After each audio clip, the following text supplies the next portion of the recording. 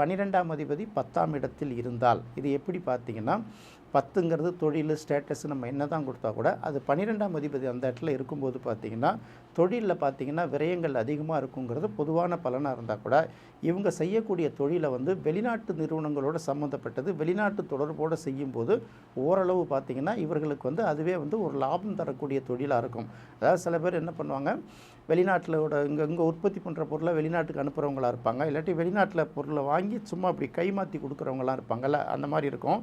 அல்லது பார்த்திங்கன்னா வெளிநாட்டு சம்மந்தப்பட்ட பொருட்களை வச்சு தான் நம்ம இங்கே சில விஷயங்களை பண்ண வேண்டியிருக்கோம்ல.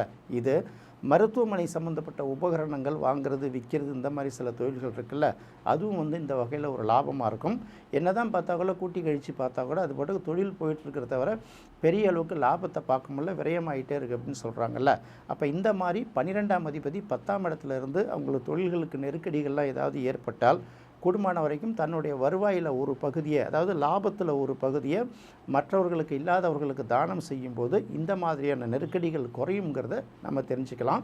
அப்படி இல்லை கூட ஒர்க் பண்ணுற எம்ப்ளாயீஸ் இருக்காங்க இல்லையா, நம்ம கூட சில தொழில்களை எடுக்கும்போது நம்ம கூட ஒர்க் பண்ணுறாங்கல்ல, லாபத்தில் அவங்களுக்கு ஒரு பர்சன்டேஜ் கூலியை தாண்டி சில பர்சன்டேஜ் பிரித்து கொடுக்கும்போது இந்த மாதிரி இழப்புகள் நஷ்டங்கள் தவிர்க்கப்படுங்கிறது இதை ஒரு பரிகாரமாக எடுத்துக்கலாம்.